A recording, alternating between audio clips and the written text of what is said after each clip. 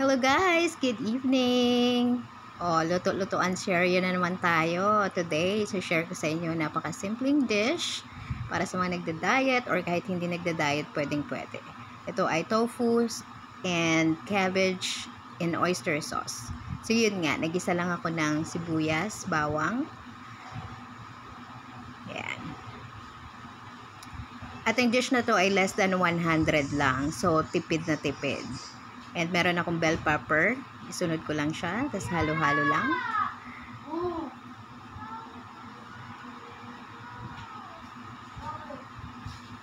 Then, ilagay na natin ang ating cabbage o repolyo.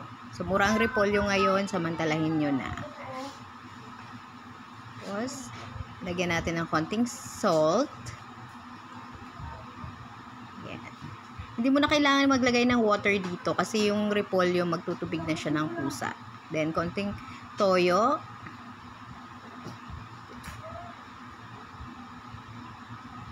Halo lang.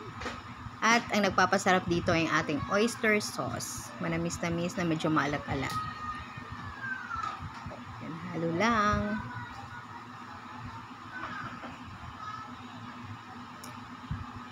At, syempre, ang ating tokwa na 30 pesos, marami na.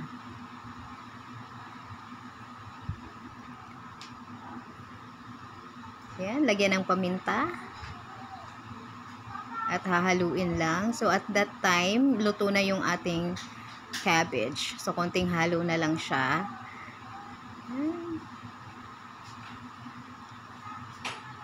At, syempre, magic! O, diba?